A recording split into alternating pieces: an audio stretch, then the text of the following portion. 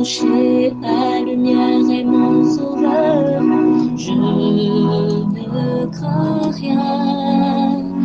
Il est mon rempart et mon ferme soutien. De qui pourrais-je avoir peur? Shalom. Nous avons aujourd'hui la croquette biblique numéro 309, tirée de Job au chapitre 36, le verset 16. Il y est écrit: Il te retirera aussi de la détresse pour te mettre au large, en pleine liberté, et ta table sera chargée de mets succulents. Ce verset est profondément enraciné dans le passage, le verset précédent.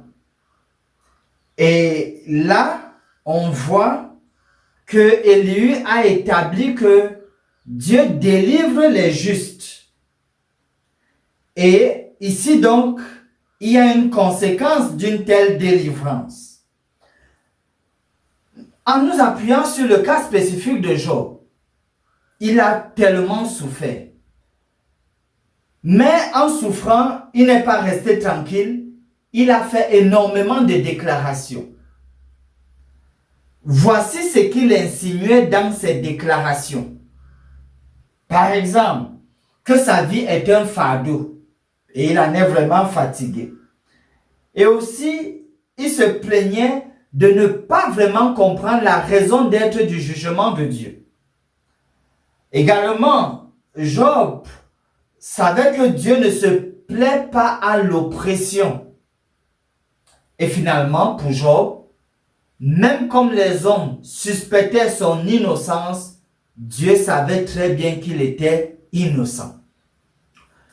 Par rapport donc à ces implications, Élie ajoute le verset du jour, lorsqu'il dit: Dieu, te retirera aussi de la détresse pour te mettre au large, en pleine liberté, et ta table sera chargée de mets succulents.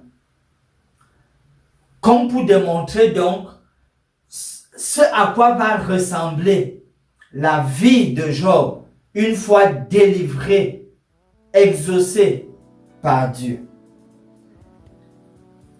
Cela nous amène donc à voir qu'en réalité, il serait bien d'écouter les conseils, parce que c'est ce que Élie va mettre en exergue devant Job. Écoute donc les conseils.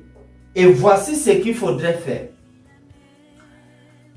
Nous savons, dans nos hôpitaux, maisons et dans les rues, il y a tellement de gens qui sont fatigués de leur vie. Ils vous présentent une situation, ils en sont fatigués. Mais sont-ils prêts à écouter les conseils, des conseils salutaires? En guise de promesse, dans Matthieu 11, 28, Jésus a bien dit: Venez à moi vous tous qui êtes fatigués et chargés. Ce n'est pas une honte de vous sentir fatigué par une situation. La question de fond, c'est: qu'est-ce que vous faites donc en rapport avec cette fatigue? Quel genre de choix opérez-vous?